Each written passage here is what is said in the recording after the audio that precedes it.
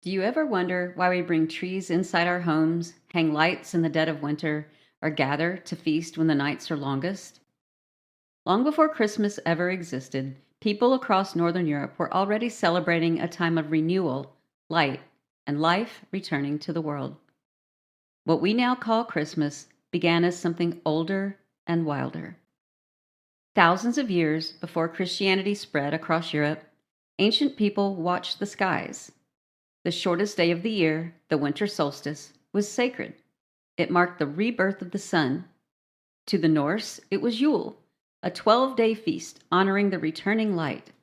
Fires were lit, mead was poured, and evergreen branches were brought indoors to remind everyone that life endures even through the darkest cold. Romans called their festival Saturnalia, celebrating Saturn, the god of agriculture. They gave gifts and decorated homes with greenery. Evergreens were symbols of resilience, while other plants withered, pine and fir stayed alive, a sign of hope. Bringing a tree or its branches indoors was a way of inviting nature's strength into human homes.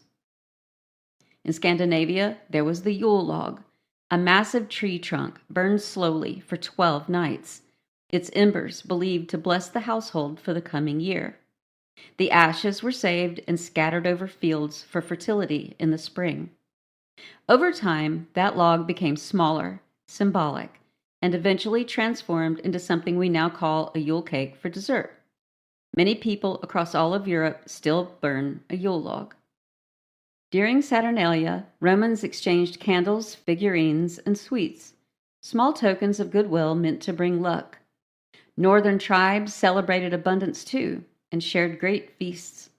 The Druids greeted the longest night by holding a vigil, waiting for the sunrise with a fire, music, and merriment. Regardless of the culture, drums echoed out into the night on the winter solstice all over Europe, awaiting the return of the sun. When Christianity spread, these customs were too beloved to erase. Instead, they were woven into a new story, one about birth, generosity, and light. Drums were outlawed, so they do not exist in modern Christmas celebrations. In the 4th century, the Church officially placed the birth of Christ on December 25th, not because of history, but to align it with the solstice festivals already cherished across Europe. The Church found that people were more willing to embrace a new faith if they could keep their familiar celebrations, just given new meaning. So the returning sun became the birth of the Son of God. The evergreen became the tree of life. The feasts and gifts became symbols of love and charity. Beneath the layers of religion and tradition lies something timeless, an ancient human truth. When darkness stretches long and cold, we gather together. We light fires. We share food and stories. It's a way to remind ourselves that life continues, that warmth returns, and that we belong to something greater than the cold.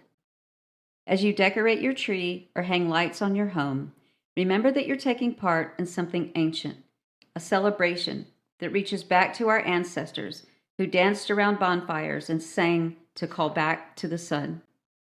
Christmas at its heart is a story of rebirth, not just of one figure, but of all of us, every winter, as we wait for the light to return.